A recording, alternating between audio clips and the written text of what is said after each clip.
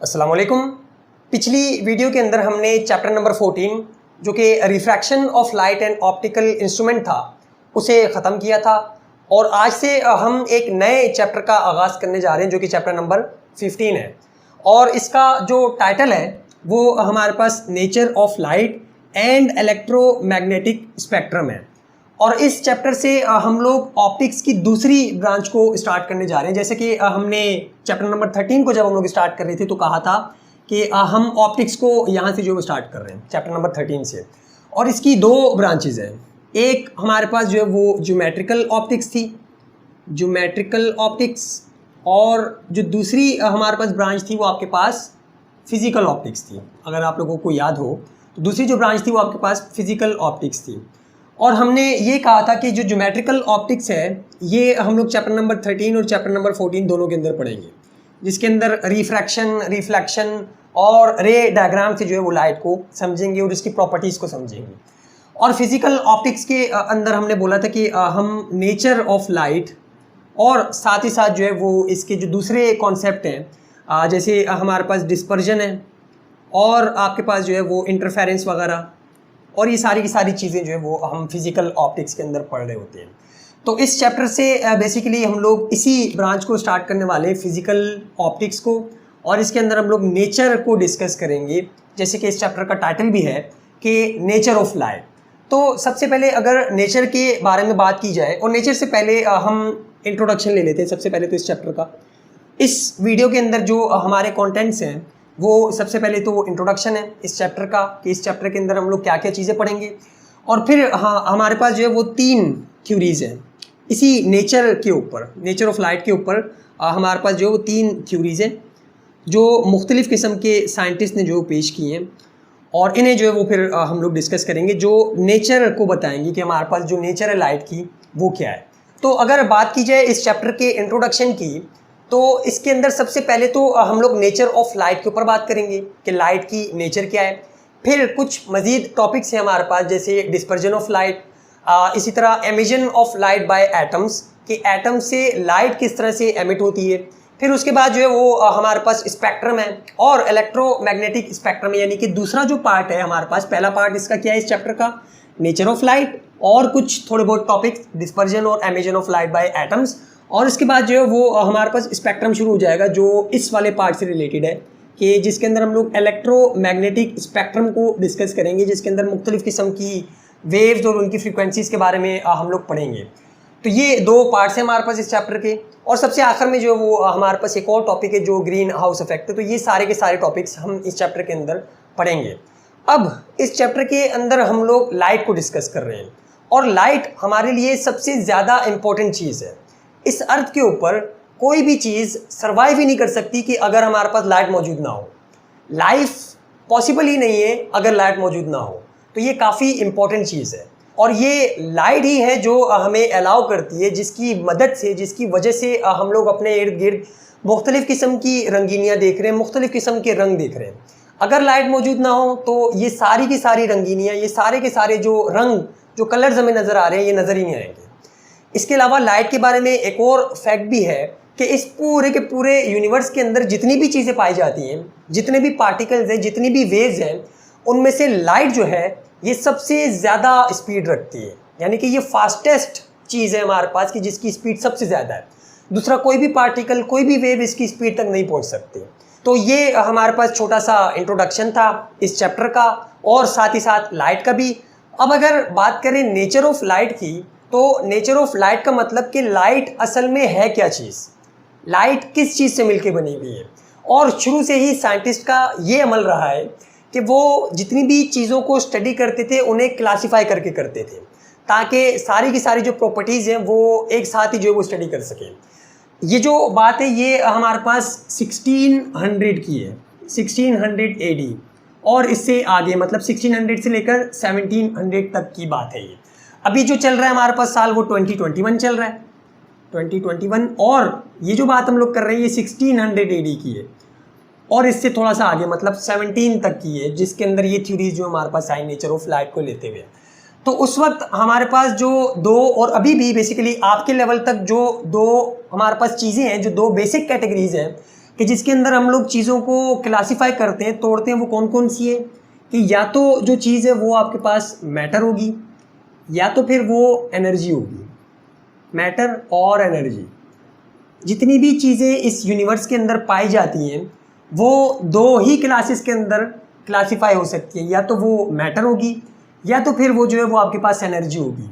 Matter का मतलब कि वो मास रखती होगी और उनका वो जो है वो जगह घेरती होगी, जो इसकी डेफिनेशन है। और एनर्जी का मतलब कि वो वेव की तरह जो है बिहेव करती होगी। मैटर का मतलब कि पार्टिकल, मैटर का मतलब कि जो हमारे पास चीज़ है वो पार्टिकल होगी, यानी कि उसका मास होगा और वो जगह घेरती होगी, पार्टिकल। और आपके पास जो एनर्जी है इसका मतलब कि वेव, एनर्जी का मतलब कि वेव। अब लाइट क्या चीज़ है, पार्टिकल है या फिर वेव है? तो ये बात चल रही है 1600 AD की, मतलब इसके करीब करीब की, आधी, मतलब 1600 से लेकर 1700 AD तक की। तो लाइट के बारे में भी जो है वो सवालात उठना शुरू हुए उस दौर के अंदर कि बताओ लाइट जो है वो पार्टिकल है या फिर वेव है, इसको किसके अंदर हम लोग क्लासीफाई करें, किस चीज़ के अंदर रखें और फिर इसको जो है वो हम लोग स्टडी करें। तो इस दौरान हमारे पास जो न्यूटन थे ये उस वक्त फिजिक्स के गॉड माने जाते थे। मतलब इनका बहुत ज़्यादा नाम था, बहुत ज़्यादा चर्चा था, बहुत ज़्यादा पावर थी फिजिक्स के अंदर। और वो क्यों? क्योंकि इनके काम ही ऐसे थे कि इन्होंने ऐसे ऐसे लॉज पेश किए हुए थे कि जो उस दौर के हिसाब से बहुत बड़े कारनामे थे।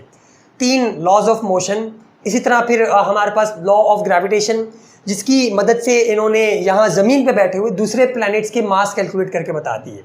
और वो इस दौर के लोगों के लिए काफ़ी हैरानी वाली बात थी। तो इसलिए ये जो हमारे पास लोग थे ये इन्हें बहुत बड़ा साइंटिस्ट मानते थे।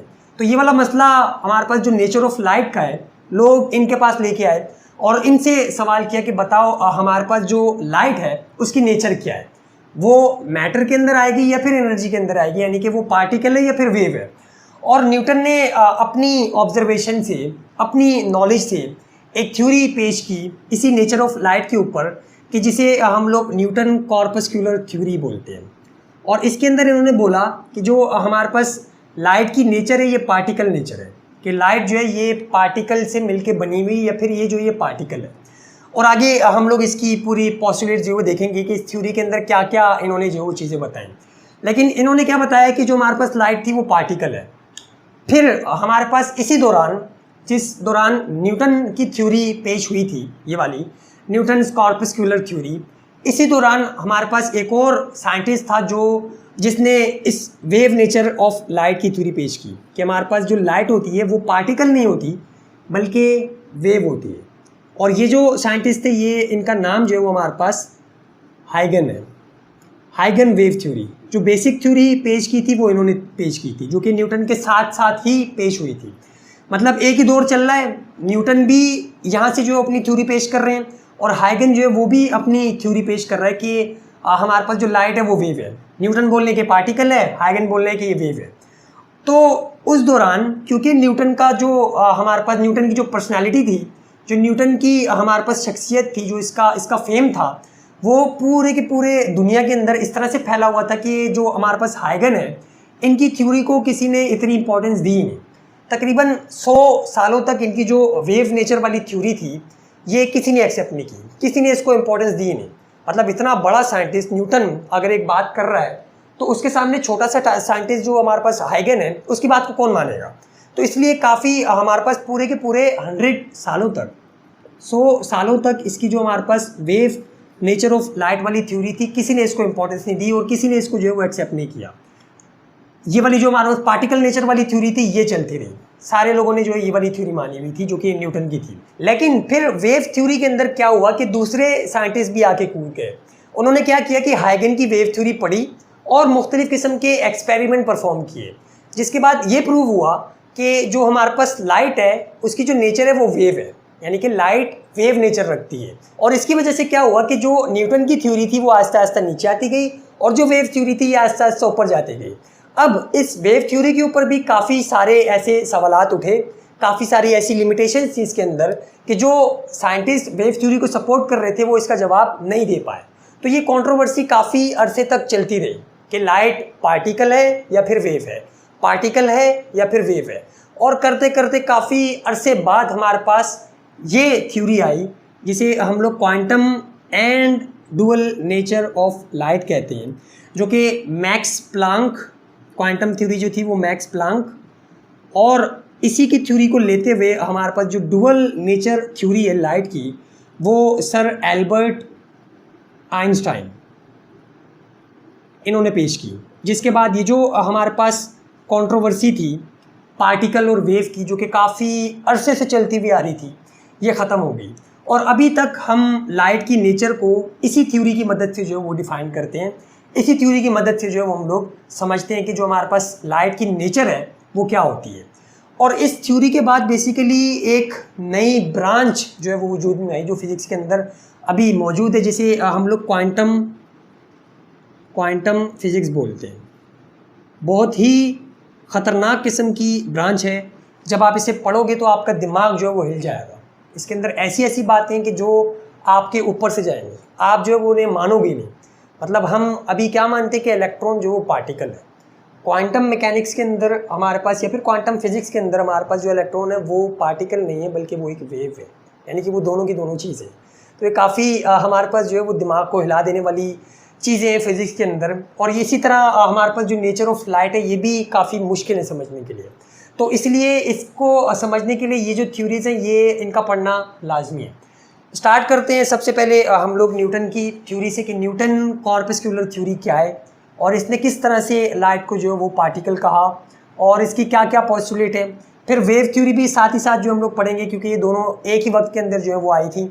तो वेव के अंदर इस हाइगन ने क्या बताया और फिर कौन कौन से ऐसे साइंटिस्ट थे जिन्होंने एक्सपेरिमेंट के बाद जो है ये प्रूव किया कि जो हमारे पास लाइट की नेचर है वो वेव है। और फिर सबसे आखिर में क्वांटम और dual nature theory of light. तो स्टार्ट करते हैं न्यूटन की हमारे पास थ्योरी से, जो कि कॉर्पस्कुलर थ्योरी है जी। तो ये हमारे पास दो थ्योरीज़ हैं, एक ये वाली जो कि पार्टिकल नेचर को सपोर्ट कर रही है और ये सिर्फ और सिर्फ न्यूटन ने पेश की थी, और एक ये वाली जो कि वेव नेचर को सपोर्ट कर रही है और ये शुरुआत के अंदर हाइगन ने पेश की थी, लेकिन बाद में इसके अंदर दूसरे साइंटिस्ट भी कूदे जिन्होंने इस थ्योरी को जो सपोर्ट किया।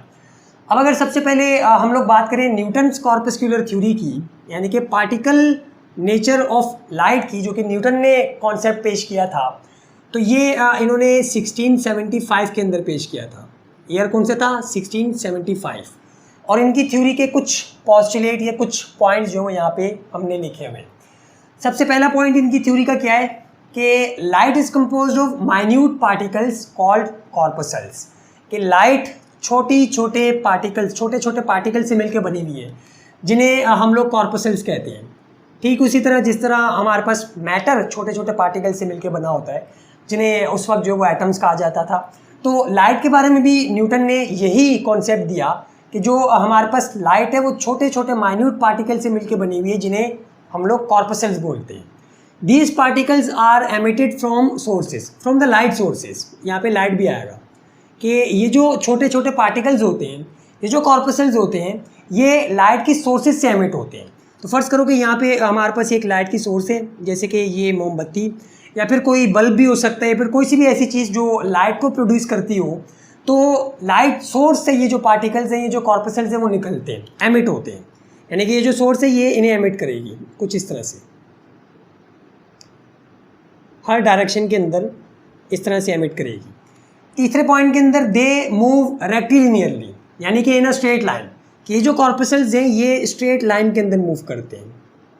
यानी कि ऐसा नहीं कि यूं जो है मूव कर रहा होगा या फिर अपनी मर्ज़ी से कहीं भी मूव कर जाए, स्ट्रेट लाइन के अंदर मूव करेगा। जहाँ भी जिस डायरेक्शन के अंदर भी ये एमिट होगा निकलेगा, स्ट्रेट लाइन के अंदर मूव करेगा। तो कुछ इस तरह से जो हमारे पास यहाँ पे ये कॉर्पसल्स मूव कर रहे होंगे न्यूटन के मुताबिक। फिर व्हेन दीज पार्टिकल्स इंटर्स आई, जब ये वाले पार्टिकल्स आँख के अंदर दाखिल होते हैं, they create sensation of vision. Image formation का कॉन्सेप्ट यहाँ पे बताया न्यूटन ने कि इमेज किस तरह से बनती है। कि ये जो पार्टिकल्स हैं जब किसी ऑब्जेक्ट से टकरा के हमारी आँख के अंदर जाते हैं और हमारी रेटिना को जाके हिट करते हैं, तो वहाँ पे सेंसेशन ऑफ विजन प्रोड्यूस होता है, यानी कि इमेज फॉर्म होती है उस ऑब्जेक्ट की, कि जिस ऑब्जेक्ट से ये टकरा के हमारी आँख के अंदर आए थे। Different sizes of corpuscles give different colour. अब ये जो कॉर्पसल्स हैं ये डिफरेंट साइज़ के होते हैं। जैसे फ़र्ज़ करो कि हमारे पास एक कॉर्पसल जो है उसका साइज़ इतना है, एक का साइज़ जो वो इतना है, एक का साइज़ जो वो इतना है, एक का साइज़ जो वो थोड़ा सा इतना है, मतलब डिफरेंट साइजेज़ हैं। और इनके जो डिफरेंट साइजेज़ होते हैं इनकी वजह से हमें डिफरेंट कलर्स मिलते हैं, फिर डिफरेंट कलर जो नज़र आ रहे होते हैं। जैसे फ़र्ज़ करो कि इसका जो है आपके पास रेड है, इसका ग्रीन है, इसका जो है वो आपके पास ब्लू है, इसका जो है ये ब्लू है, और इसके अलावा यहाँ पे जो वो ऑरेंज है। और इसी तरह जैसे जैसे इनका साइज़ मुख्तलिफ होता जाएगा, साइज़ जिस तरह से डिफरेंट होता जाएगा, हमारे पास उसी तरह से डिफरेंट डिफरेंट कलर आते रहेंगे। तो कलर हमें डिफरेंट क्यों नज़र आते हैं, उसका कॉन्सेप्ट क्या बताया न्यूटन ने कि क्योंकि इनका साइज़ डिफरेंट होता है, इसकी वजह से जो हमें डिफरेंट कलर की चीज़ें नज़र आ रही होती हैं। Velocity of light in denser medium is greater, ये वाला एक इसका जो हमारे पास पॉइंट था वो गलत है। इसने क्या बोला कि जो हमारे पास वेलोसिटी ऑफ लाइट है डेंसर मीडियम के अंदर ज़्यादा हो जाएगी, जबकि हमें पता है कि जब भी लाइट रे रेयर मीडियम से डेंसर मीडियम के अंदर जाती है तो उसकी स्पीड के अंदर कमी आती है। अब इसने इसको जस्टिफाई कैसे किया, इसने इसको प्रूव कैसे किया, या फिर उसकी ऑब्जर्वेशन क्या थी? उसने बोला कि हमारे पास जो ये लाइट है जब रेयर मीडियम से डेंसर मीडियम के अंदर जाती है तो डेंसर मीडियम के अंदर जो पार्टिकल्स होते हैं वो करीब करीब होते हैं, रेयर मीडियम के अंदर पार्टिकल दूर दूर होते हैं। तो इसलिए ये जो हमारे पास कॉर्पसल्स है ये आसानी से मूव कर रहे होते हैं इस तरह से, बगैर किसी मतलब जो इस रेयर मीडियम के पार्टिकल्स हैं वो इसको जो है वो इसको छेड़ते नहीं है। जबकि ये जो डेंसर मीडियम के पार्टिकल हैं क्योंकि ये करीब करीब होते हैं, तो जब ये डेंसर मीडियम के अंदर एंटर होती है लाइट, ये कॉर्पसल एंटर होता है डेंसर मीडियम के अंदर, तो इनके ऊपर एक पुल लगता है, यानी कि ये जो आपके पास डेंसर मीडियम के पार्टिकल हैं ये इसको नीचे की तरफ खींचते हैं। तो नीचे की तरफ जब खींचते हैं तो इसकी वेलोसिटी के अंदर जो वो चेंज आ जाता है, और वेलोसिटी के अंदर चेंज इस तरह से आता है कि तेज़ हो जाती है। एक तो इसकी अपनी वेलोसिटी और एक जो इस डेंसर मीडियम के पार्टिकल है वो उसको नीचे की तरफ खींच रहे हैं, यानी कि पुल कर रहे हैं। उसका मतलब क्या हुआ कि इसकी स्पीड के अंदर चेंज आ जाएगा, यानी कि इंक्रीज़ आ जाएगा, मतलब ग्रेड हो जाएगी। ये न्यूटन का कॉन्सेप्ट था, जबकि ऐसा असल में नहीं होता। असल में क्या होता है हमें पता है कि ये जो स्पीड है हमारे पास लाइट की, जब वो रेयर मीडियम से डेंसर मीडियम के अंदर जाती है तो उसके अंदर कमी आ जाती है। लेकिन उस वक्त न्यूटन ने जो ऑब्जर्वेशन की, न्यूटन ने जो कैलकुलेशन की, उसके मुताबिक उसने ये देखा कि, या फिर उसने ये बताया कि जो हमारे पास डेंसर मीडियम के अंदर लाइट जाती है या फिर जो कॉर्पसल जाता है उसके ऊपर जो डेंसर मीडियम के पार्टिकल होते हैं वो पुल लगाते हैं, और उसकी वजह से जो इसकी स्पीड होती है वो हमारे पास ग्रेटर हो जाती है, यानी कि बढ़ जाती है। तो ये हमारे पास कुछ पॉइंट्स थे न्यूटन की कॉर्पस्कुलर थ्योरी के। और सबसे आखिरी पॉइंट हमारे पास क्या है कि इसकी जो थ्योरी थी, theory prove refraction, reflection and formation of shadows.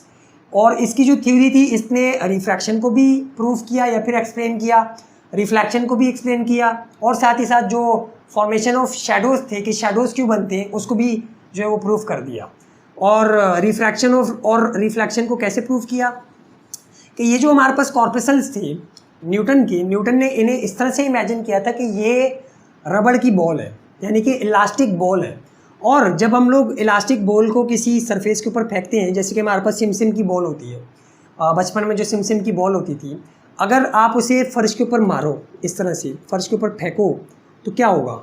आप लोग देखोगे कि जैसे ही वो बॉल आके इसकी सरफेस को स्ट्राइक करेगी वो इस तरह से जो है यहाँ से रिफ्लेक्ट हो जाएगी इस तरह से।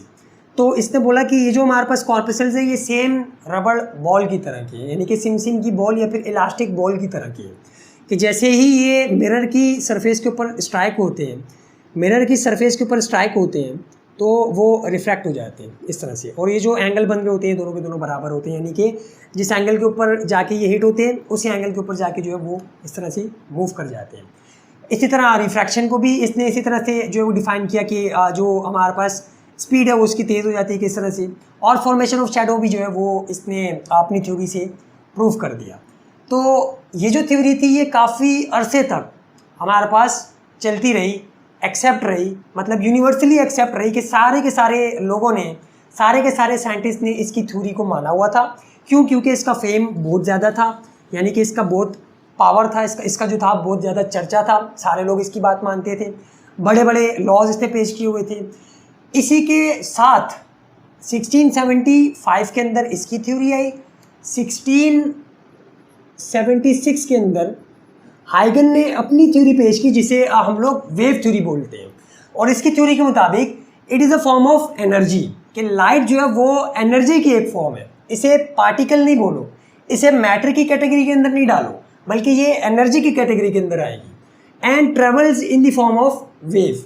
अब चूंकि ये एक एनर्जी है तो ये वेव की तरह ट्रैवल करेगी, जैसे कि हमारे पास रिपल्स ट्रैवल करते हैं। पानी के ऊपर जो हमने रिपल्स की एग्जांपल ली कि जो रिपल्स होते हैं वो एनर्जी होती है जो कि एक पॉइंट से दूसरे पॉइंट के ऊपर या फिर टुवर्ड्स द एंड जो वो ट्रैवल कर रही होती है। तो लाइट भी जो है वो हमारे पास एक एनर्जी है जो कि सोर्स से निकलती है और ये ट्रैवल करती है वेव की फॉर्म के अंदर और एक पॉइंट से दूसरे पॉइंट के ऊपर आपके पास इस तरह से पहुंच जाती है। ये जो हमारे पास न्यूटन की थ्योरी थी इसने बिल्कुल इससे अपोजिट थ्योरी दी थी और सिर्फ एक साल बाद, और एक साल बाद हमारे पास जब इसने थ्योरी दी तो इसकी थ्योरी को इतनी एक्सेप्टेंस नहीं मिली। तकरीबन 100 साल तक इसकी थ्योरी को एक्सेप्टेंस मिली नहीं, किसी ने एक्सेप्ट ही नहीं किया, क्योंकि उस वक्त न्यूटन का चर्चा था और इसका कोई नाम ही नहीं था। तो इससे जब बोला कि हमारे पास लाइट जो है वो एनर्जी है और ये ट्रैवल करती है in the form of wave, किसी ने इसकी बात सुनी ही नहीं। तो इसकी थ्योरी, ये इसका पहला पॉइंट था कि हमारे पास लाइट जो आपके पास एनर्जी है और ये ट्रैवल करती है in the form of wave. अब इसके ऊपर सवाल हुआ कि अगर हमारे पास लाइट वेव है तो उस वक्त के ज़माने में, उस वक्त के दौर में हमारे पास ये कॉन्सेप्ट था कि वेव को ट्रैवल करने के लिए लाजमी तौर पे मीडियम चाहिए। जितनी भी वेव्स थी, जैसे कि हमारे पास साउंड वेव थी, तो इसे ट्रैवल करने के लिए ये कॉन्सेप्ट था कि हमारे पास मीडियम चाहिए होता है और अभी भी साउंड को ट्रैवल करने के लिए मीडियम चाहिए होता है। तो उस वक्त के लोगों ने इससे सवाल किया कि बताओ अगर लाइट वेव है, अगर लाइट एनर्जी है, तो हमारे पास सन से लेकर अर्थ तक तो कोई मीडियम मौजूद नहीं है। अर्थ तक तो जो है वो कोई मीडियम मौजूद नहीं है। तो बताओ लाइट जो है वो यहाँ तक कैसे ट्रैवल करती हुई आ रही है, लाइट यहाँ से कैसे ट्रैवल करती हुई आ रही है। अब इसने इस सवाल के जवाब में अपना दूसरा पॉइंट रखा और वो क्या बोला कि एज वेव रिक्वायर्ड मीडियम, कि जैसा कि हमें पता है कि वेव जो है उसको मीडियम चाहिए होता है ट्रैवल करने के लिए, प्रोपेगेट करने के लिए। So ether was assumed as a medium between sun and earth. तो इसने क्या बोला कि हमारे पास सन से लेकर अर्थ तक एक और मीडियम मौजूद है जिसे हम लोग ईथर बोलते हैं। इसने खुद से जो है वो एक मीडियम बना दिया और बोला कि सन से लेकर अर्थ तक हमारे पास एक मीडियम मौजूद है जिसे ईथर कहा जाता है, और इसके अंदर जो पार्टिकल्स हैं उनके ज़रिए से हमारे पास जो लाइट वेव है वो ट्रैवल करती हुई हमारे तक अर्थ तक जो वो पहुंचती है। यानी कि ईथर के जो पार्टिकल्स हैं इनके ज़रिए से जो हमारे पास लाइट वेव है वो मूव करते हुए आती है और अर्थ तक जो हमारे पास पहुंचती है। तो इसका भी जवाब जो इसने दे दिया, लेकिन फिर भी इसकी जो थ्योरी थी, क्योंकि एक्सपेरिमेंटल प्रूफ नहीं थे इसके पास, सिर्फ ऑब्जर्वेशन थी इसकी, सिर्फ इसकी थ्योरी थी, तो इसलिए इतने ज़्यादा लोगों ने जो है वो इसके ऊपर तवज्जो ही नहीं दी। तो ये हमारे पास इसका दूसरा पॉइंट था कि एक ईथर हमारे पास मीडियम कंसिडर किया गया जो कि हाइपोथेटिकल मीडियम था, जिसका कोई वजूद नहीं था, ना ही वो प्रूफ हुई हुई बात थी कि हमारे पास ईथर मौजूद होता है। उस वक्त किसी को जो नहीं पता था इसके बारे में, तो इसने जो ये बात बता दी कि हमारे पास ईथर जो है ये एक मीडियम है, एक हाइपोथेटिकल मीडियम है जिसका कोई प्रूफ नहीं है। तो ये हमारे पास जो है मौजूद है सन से लेकर अर्थ के दरमियान, जो लाइट को लेके आता है सन से अर्थ तक। तीसरा पॉइंट इसका क्या है कि wave propagate with different speeds in different medium. तो इसने क्या बोला कि वेव डिफरेंट मीडियम के अंदर जब जाती है तो वो डिफरेंट स्पीड के साथ जो वो ट्रैवल करती है, और साथ ही साथ वेवलेंथ के ऊपर भी डिपेंड करता है कि वो बेंड किस तरह से हो रही है। अगर वेवलेंथ ज़्यादा होगी तो उसके अंदर बेंडिंग जो वो कुछ हो रहेगी, अगर वेवलेंथ कम होगी तो उसके अंदर जो बेंडिंग है वो कुछ हो रहेगी। तो बस ये हमारे पास थ्योरी थी हाइगन की, और ये हमारे पास थ्योरी थी न्यूटन की, जो कि काफ़ी अरसे तक चलती रही। इसकी थ्योरी को जो है वो इतनी एक्सेप्टेंस नहीं मिली, किसी ने जो है वो एक्सेप्ट नहीं किया। कब तक? कि जब तक हमारे पास थॉमस यंग नहीं कूदे। थॉमस यंग जब तक नहीं कूदे मैदान में इस वेव थ्योरी को सपोर्ट करने के लिए, तब तक किसी ने इसकी थ्योरी को जो है एक्सेप्ट नहीं किया। 1801 के अंदर 1676 से लेकर 1801 तक यही न्यूटन ही छाए रहे, इनकी यही कॉर्पस्कुलर थ्योरी ही छाई रही, तमाम के तमाम लोगों ने इसी को जो माना हुआ था। लेकिन 1801 के अंदर क्या हुआ कि हमारे पास थॉमस यंग आए, और इसके नाम को जो आपने याद रखना है। फर्स्ट ईयर के अंदर आप जो इसे पढ़ोगे और काफ़ी इसका जो है वो जो ये एक्सपेरिमेंट है, बेसिकली ये वाला एक्सपेरिमेंट भी जो है वो आप लोग पढ़ोगे, यही वाला एक्सपेरिमेंट पढ़ोगे, और काफ़ी मुश्किल एक्सपेरिमेंट है। इसने एक एक्सपेरिमेंट परफॉर्म किया 1801 के अंदर, जिसे हम लोग यंग्स डबल स्लिट एक्सपेरिमेंट बोलते हैं। इसे भी जहन में डाल लो, चैप्टर नंबर 9 के अंदर, फर्स्ट ईयर के अंदर आप इसे पढ़ोगे। फर्स्ट ईयर के अंदर फिजिक्स में चैप्टर नंबर 9 के अंदर जो नेचर ऑफ लाइट के ऊपर है बेसिकली, वो भी तो उसके अंदर आप ये यंग्स डबल स्लिट एक्सपेरिमेंट पढ़ोगे, जिसके अंदर इसने क्या प्रूफ किया कि जो लाइट है वो वेव ही होती है, वेव नेचर है लाइट की, पार्टिकल नेचर नहीं है। और इसने ये चीज़ इंटरफेरेंस के फिनोमेना से प्रूफ की। इंटरफेरेंस का जो टॉपिक है ये आपका chapter number 12 behaviour of waves के अंदर मौजूद है। और ये जो इंटरफेरेंस है ये सिर्फ और सिर्फ वेव्स ही कर सकती हैं, कभी भी पार्टिकल्स नहीं कर सकते। तो इसके इस एक्सपेरिमेंट के बाद क्या हुआ कि जो हाइगन की वेव थ्योरी थी, लोगों ने इसे जो है एक्सेप्ट करना स्टार्ट कर दिया और न्यूटन की थ्योरी जो है वो आस्ते आस्ते नीचे आने लग गई। मतलब एक एक्सपेरिमेंट जब आया तो हमारे पास क्या हुआ कि हाइगन की वेव थ्योरी एक्सेप्ट होना स्टार्ट हो गई, लोगों ने इसे एक्सेप्ट करना स्टार्ट कर दिया कि हाँ भाई जो हमारे पास लाइट है वो वेव नेचर ही रखती है। इसके बाद मज़ीद सपोर्ट इसको 1873 के अंदर मिली कि जब हमारे पास ग्रेट साइंटिस्ट मैक्सवेल आए और इन्होंने क्या किया कि ये काम कर रहे थे इलेक्ट्रोमैग्नेटिक वेव्स के ऊपर। इलेक्ट्रोमैग्नेटिक वेव्स के ऊपर जब ये काम कर रहे थे तो इन्हें ये चीज़ पता लगी, या फिर इन्होंने ये चीज़ अपनी पेश की, ये थ्योरी पेश की कि जो हमारे पास लाइट वेव है वो इलेक्ट्रोमैग्नेटिक इन नेचर है। अपनी थ्योरी के अंदर बेसिकली ये इलेक्ट्रोमैग्नेटिज्म के ऊपर काम कर रहे थे, इलेक्ट्रोमैग्नेटिक वेव को जो है वो आइडेंटिफाई या फिर पहचानने की कोशिश कर रहे थे। और एक्सपेरिमेंट के अंदर या फिर इनकी थ्योरी के अंदर इन्होंने ये पेश किया कि जो हमारे पास लाइट की नेचर है वो इलेक्ट्रोमैग्नेटिक है, यानी कि लाइट जो वो एक वेव ही है। तो ये वाला जो एक्सपेरिमेंट है, फिर बाद में ये वाली जो इसकी थ्योरी थी हमारे पास मैक्सवेल की कि लाइट जो है ये इलेक्ट्रोमैग्नेटिक इन नेचर है, यानी कि ये एक वेव है, ये हर्ट्स ने प्रूव भी की। हर्ट्स एक और साइंटिस्ट थे जिन्होंने इसी की थ्योरी उठाई, इलेक्ट्रोमैग्नेटिक थ्योरी उठाई मैक्सवेल की, कि जिसके अंदर उन्होंने ये बताया हुआ था कि जो लाइट है ये इलेक्ट्रोमैग्नेटिक वेव है। इसको हर्ट्स ने प्रूव किया एक्सपेरिमेंटली। तो इसके बाद मज़ीद सपोर्ट मिल गई इस वेव थ्योरी को, हाइगन की वेव थ्योरी को मज़ीद सपोर्ट मिल गई और लोगों ने इसे जो है वो ज़्यादा एक्सेप्ट करना स्टार्ट कर दिया। इसके बाद अभी भी एक सवाल जो यहाँ पे रहता था कि आपके पास जो ईथर है वो किस तरह से मौजूद है। इसको ये वाले सारे के सारे साइंटिस्ट सही तरह से इनका जवाब जो वो नहीं दे पाए थे कि मतलब लाइट किस तरह से जो वो ट्रैवल करते हुए आ रही है हमारी अर्थ तक। ये सवाल अभी भी जो है वो यहाँ पे मौजूद था। मतलब ईथर को प्रूफ करना जो था वो अभी भी रहता था कि हमारे पास जो मीडियम है वो ईथर मौजूद है कि जिसके ज़रिए से लाइट जो ट्रैवल करके अर्थ तक आ रही है। फिर क्या हुआ कि हमारे पास माइकलसन मोरले दो साइंटिस्ट थे, माइकलसन और मोरले। इन्होंने भी एक एक्सपेरिमेंट परफॉर्म किया अपना, और इससे क्या हुआ कि इन्होंने ये प्रूव कर दिया कि ईथर होता ही नहीं है, ईथर मौजूद ही नहीं है, स्पेस के अंदर ईथर मौजूद ही नहीं है। तो इसके बाद एक बहुत बड़ा सवाल वेव थ्योरी के सपोर्टर्स के सामने आके खड़ा हो गया कि अब बताओ कि मीडियम तो है ही नहीं, जैसे कि आपने बताया था कि सन से लेकर अर्थ तक एक मीडियम है कि जिसके ज़रिए से हमारे पास लाइट ट्रैवल करते हुए अर्थ तक पहुंच रही है। माइकलसन और मोरले ने ये प्रूव कर दिया एक्सपेरिमेंटली कि ईथर तो है ही नहीं, ईथर तो मौजूद ही नहीं है। अब बताओ कि कैसे लाइट जो है वो ट्रैवल करते हुए यहाँ सन से अर्थ तक पहुँच रही है। तो इसके बाद ये वाली जो कंट्रोवर्सी थी या फिर ये जो सवाल था ये काफ़ी अरसे तक हमारे पास मौजूद रहा, और सबसे आखिर में हमारे पास जो मैक्स प्लैंक और आइंस्टाइन की जो थ्योरी आई, क्वांटम और साथ ही साथ dual nature theory of light, उसने इन सारी चीज़ों का जो जवाब दिया। मतलब इन सब की सब चीज़ों को जो इकट्ठा कर दिया। तो बढ़ते हैं उसकी तरफ और देखते हैं कि वो हमें जो है वो इसका जवाब किस तरह से देते हैं। जी, तो ये हमारे पास क्वांटम और dual nature theory of light है, जो कि हमारे पास दो साइंटिस्ट ने पेश की थी। क्वांटम थ्योरी पेश की थी मैक्स प्लांक ने, और जो हमारे पास डुअल नेचर थ्योरी थी जो कि बेसिकली कंक्लूजन था वो पेश किया था एल्बर्ट आइंस्टाइन ने। और ये कौन से ईयर के अंदर पेश की गई थी?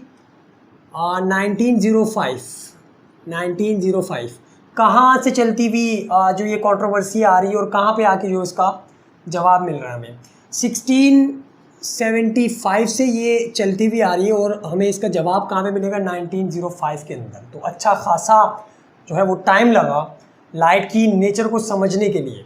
अच्छा, अब यहाँ पे जो हमारे पास ये दोनों के दोनों साइंटिस्ट हैं, मैक्स प्लांक और एल्बर्ट आइंस्टाइन, ये दोनों डिफरेंट चीज़ों के ऊपर काम कर रहे हैं। मैक्स प्लांक की अगर बात की जाए तो ये हॉट बॉडीज से निकलने वाली रेडिएशंस के ऊपर काम कर रहे हैं, या फिर इन्हें जो वो स्टडी कर रहे हैं कि जो एटम्स हैं हॉट बॉडीज़ के, ये कम से कम कितनी अमाउंट ऑफ एनर्जी रिलीज करते हैं, कम से कम अगर देखा जाए तो कितनी अमाउंट ऑफ एनर्जी जो रिलीज करते हैं।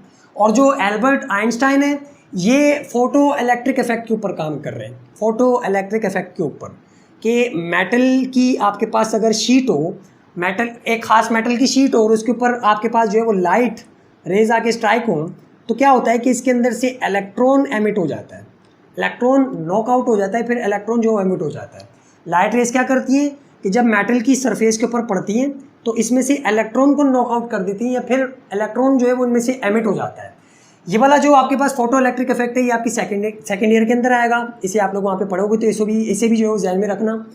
अब ये जो हमारे पास मैक्स प्लैंक थे, इनका कंक्लूजन या फिर इनका रिजल्ट या फिर इनकी थ्योरी क्या आई कि जो हमारे पास कम से कम अमाउंट है हीट एनर्जी की एटम्स के ज़रिए से जो रिलीज होती है वो कितनी होती है, वो फिक्स अमाउंट होती है। बेसिकली जो एटम्स हमारे पास रेडिएशंस या फिर अमाउंट ऑफ एनर्जी रिलीज करते हैं, ऐसा नहीं है कि वो आप कितनी भी अमाउंट ऑफ एनर्जी उनको दोगे तो वो एब्जॉर्ब कर लेंगे या फिर जो है वो रिलीज करेंगे। वो फिक्स्ड अमाउंट ऑफ एनर्जी जो है वो एब्जॉर्ब भी करते हैं और fix amount of energy he release भी करते हैं। कभी ऐसा नहीं होता कि कम ज़्यादा हो, हमेशा वो fix amount of energy release करते हैं और हमेशा fix amount of energy he absorb भी करते हैं। अब इनकी अगर हम लोग थ्योरी पढ़ें तो अकॉर्डिंग टू मैक्स प्लैंक, इनकी क्वांटम थ्योरी के मुताबिक रेडिएशंस जो कि हॉट बॉडी से निकल रही हैं, जो हीट रेडिएशंस होती हैं फिर हीट एनर्जी होती है, emitted by atoms and molecules of hot body के एटम्स या फिर मॉलिक्यूल से जो रेडिएशंस यानी कि हीट एनर्जी निकल रही होती है, ये किस तरह से निकलती है, in the form of tiny packets of energy. ये टाइनी पैकेट्स ऑफ एनर्जी यानी कि फिक्स्ड अमाउंट के अंदर निकलती है और इस फिक्स्ड अमाउंट को या फिर इस टाइनी पैकेट्स ऑफ एनर्जी को हम लोग क्वांटा बोलते हैं, क्वांटा। और यहीं से बेसिकली क्वांटाइजेशन ऑफ एनर्जी का जो हमारे पास कॉन्सेप्ट है वो आया था। तो ये हमारे पास मैक्स प्लैंक की थ्योरी थी कि जो हीट एनर्जी एमिट करते हैं हमारे पास एटम्स हॉट बॉडी के, वो फिक्स्ड अमाउंट के अंदर करते हैं जिन्हें हम लोग क्वांटा बोलते हैं। और ये जो फिक्स्ड अमाउंट होती है ये टाइनी पैकेट्स ऑफ एनर्जी होती है। और जो एल्बर्ट आइंस्टाइन थे, जब उन्होंने ये देखा कि लाइट रे आ रही है, वो पड़ रही है, वो स्ट्राइक हो रही है हमारे पास मेटल की सरफेस के ऊपर और यहाँ से इलेक्ट्रॉन को नॉकआउट कर रही है और इलेक्ट्रॉन जो है वो मखसूस काइनेटिक एनर्जी से जो है वो मूव करता हुआ जा रहा है। तो ये जो प्रॉपर्टी है लाइट की, ये तो हमारे पास पार्टिकल प्रॉपर्टी है। मज़ीद चेकिंग के बाद हमारे पास फ्रीक्वेंसीज चेंज करने के बाद और इंटेंसिटी के चेक करने के बाद ये चीज़ आइंस्टाइन ने जो वो कंक्लूड की कि ये जो हमारे पास इसका बिहेवियर है लाइट का, कि वो मेटल की सरफेस के ऊपर पड़ रही है और इलेक्ट्रॉन को जो वो नॉकआउट कर रही है, ये तो हमारे पास किस चीज़ की प्रॉपर्टी होती है, ये तो पार्टिकल की प्रॉपर्टी होती है।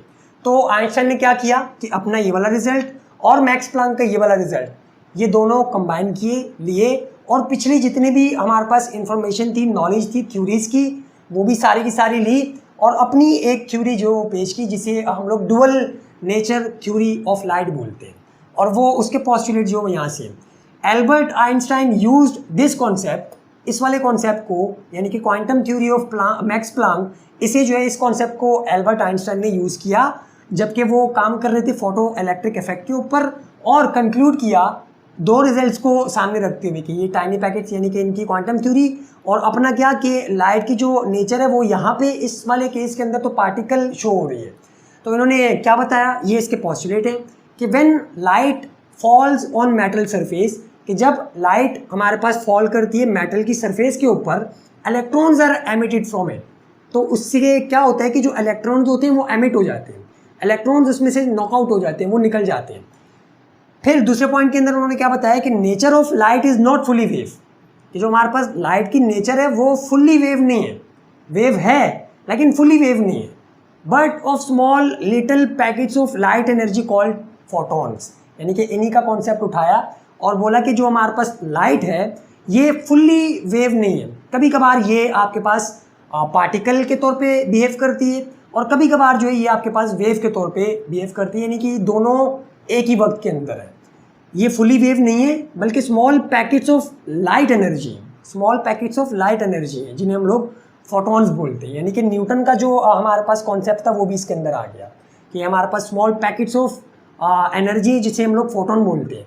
लेकिन न्यूटन के कॉर्पसेस जो थे वो आपके पास प्योर पार्टिकल थे, ये प्योर पार्टिकल नहीं है, ये आपके पास पार्टिकल भी है और साथ ही साथ वेव भी है। इस चीज़ को अभी डाइजेस्ट करना, इस चीज़ को अभी ग्रास्प करना जो है वो काफ़ी ज़्यादा मुश्किल होगा आपके लिए, क्योंकि एक बहुत ही अजीब सी चीज़ है कि मतलब एक चीज़ का एक ही वक्त के अंदर पार्टिकल भी होना और हमारे पास जो है वो वेव भी होना, तो ये कुछ अजीब सी चीज़ है। लेकिन हमारे पास जो आइंस्टाइन है वो कुछ इसी तरह के बनते हैं। आइंस्टाइन जो है वो मॉडर्न फिजिक्स की जो है वो बानी है। जब आप इनको फर्स्ट ईयर के अंदर या सेकेंड ईयर के अंदर पढ़ोगे तो आपको पता लगेगा कि आप जितनी फिजिक्स पढ़ रहे हो सब की सब जो है वो पुरानी, यानी कि वो ख़त्म हो गई है, वो है ही नहीं। आप मास को क्या बोलते हो कि ये दुनिया के अंदर, ये यूनिवर्स के अंदर कहीं भी चले जाओ आप तो ये कांस्टेंट रहता है। आइंस्टाइन की जब आप थ्योरी पढ़ोगे, थ्योरी ऑफ रिलेटिविटी, तो ये ख़त्म हो जाएगा। मास कांस्टेंट नहीं है, मास भी चेंज होता है। टाइम को हम लोग कांस्टेंट बोलते हैं कि यहाँ पे हम लोग यूनिवर्स के अंदर कहीं भी जाए तो टाइम जो है वो कांस्टेंट होगा। हमारे लिए भी 2 सेकंड और उसके लिए भी 2 सेकंड, मतलब 1 घंटा यहाँ पे गुजरे और दूसरे हम लोग अगर किसी प्लेनेट के ऊपर हो या इस यूनिवर्स के अंदर कहीं और हो तो हमारे पास जो टाइम है वो कांस्टेंट रहेगा। हमारे लिए भी 2 घंटे, उसके लिए भी 2 घंटे। लेकिन जब आइंस्टाइन की थ्योरी पढ़ोगे तो आपको पता लगेगा कि ऐसा नहीं है। आपके लिए जो टाइम है वो दूसरे बंदे के लिए जो है वो कुछ और होगा। यहाँ पे आपके लिए जो है वो 2 घंटे गुजरे होंगे और उसके लिए क्या पता 2 सेकंड गुजरे हो, 2 मिनट गुजरे हो, यानी कि टाइम भी जो है वो कांस्टेंट नहीं, ये भी चेंज होता है। तो आइंस्टाइन क्या है कि आइंस्टाइन की जो थ्योरीज हैं ये सारी की सारी मॉडर्न आपको फिजिक्स के अंदर लेके जाती हैं। अभी आप लोग सिर्फ इतना समझो कि जो हमारे पास लाइट की नेचर है वो फुल्ली वेव नहीं है, बल्कि small little packets of light energy है, जिसे इसने फोटॉन्स का नाम दिया। और अगले पार्ट के अंदर ये क्या बता रहा है कि light has dual nature. Light की नेचर डुअल है, मतलब दोनों नेचर, इसने झगड़ा ही खत्म कर दिया। ना तो पार्टिकल है ना तो वेव है, दोनों है, दोनों की दोनों है, पार्टिकल्स भी हैं और वेव भी हैं। Light has dual nature, sometimes it behave like particle, sometimes कभी कभार ये पार्टिकल्स के तौर पे बिहेव करती है, जैसे कि हमने यहाँ पे देखा कि ये जो प्रॉपर्टी होती है तो पार्टिकल्स की होती है, तो कभी कभार ये पार्टिकल्स के तौर पे बिहेव करती है, and sometimes as a wave, और कभी कभार जो है ये एज अ वेव बिहेव करती है। कभी कभार ये वेव होती है और कभी कभार जो है ये पार्टिकल्स होती है, यानी कि दोनों साइमल्टेनियसली एक ही वक्त के अंदर होती है। वो डिपेंड करता है कि आप उसको किस तरह से देख रहे हो। अगर आप इसको एज अ पार्टिकल स्टडी करोगे तो ये एज अ पार्टिकल आपको दिखेगी, अगर एज अ वेव स्टडी करोगे तो ये एज अ वेव आपको दिखेगी। दोनों चीज़ें एक ही वक्त के अंदर हो रही है। It explains the existing phenomena of light through empty spaces, और इसकी ये जो थ्योरी थी इसने ये भी प्रूव कर दिया कि एम्प्टी स्पेसिस से, यानी कि वैक्यूम से किस तरह से पास होकर हमारे पास लाइट आ रही है, क्योंकि ये डुअल नेचर रखती है, पार्टिकल भी है और आपके पास जो है वो वेव भी है। तो इसलिए इसको किसी मीडियम की ज़रूरत नहीं होती प्रोपेगेट करने के लिए। जो हमने चैप्टर नंबर शायद 13 था या पता नहीं आपके पास 12 था, जिसके अंदर हमने पढ़ा था कि जो इलेक्ट्रोमैग्नेटिक वेव्स होती है, यानी कि जो हमारे पास लाइट होती है, इसको किसी मीडियम की ज़रूरत नहीं होती, ये किसी भी मीडियम से पास हो जाती है, यानी कि वैक्यूम से भी पास हो जाती है। और इसके पीछे रीज़न क्या है कि इसकी डुअल नेचर है, ये पार्टिकल भी है और साथ ही साथ जो है आपके पास वेव भी है, दोनों एक ही वक्त में। और ये थोड़ा सा अजीब कॉन्सेप्ट है, इसको मानना जो है वो हमारे लिए काफ़ी मुश्किल होगा इनिशियल स्टेज के ऊपर। और अभी तो जो है वो मज़ीद आगे हम लोग पहुँचे क्वांटम फिज़िक्स के अंदर। आप इसकी वीडियोस देखो, यूट्यूब के ऊपर सर्च करो और इलेक्ट्रॉन के ऊपर वीडियोस देखो। मैं आपको बताता हूँ, क्वांटम फिज़िक्स लिखो, ये क्वांटम मैकेनिक्स लिखो, क्वांटम मैकेनिक्स यूट्यूब के ऊपर सर्च करना, और इसके अंदर जो है वो इलेक्ट्रॉन्स को लिखना कि क्वांटम मैकेनिक्स, और साथ में आप जो है वो लिख दो इलेक्ट्रॉन्स, तो वो यूट्यूब आपको खुद ही जो है वो फ़िल्टर करके दे देगा वीडियोस। तो आप इसके अंदर देखोगे जो क्वांटम मैकेनिक्स है, क्वांटम फिज़िक्स है, इसके अंदर इलेक्ट्रॉन की भी जो है वो डुअल नेचर है। इलेक्ट्रॉन भी डुअल नेचर जो है वो रखता है।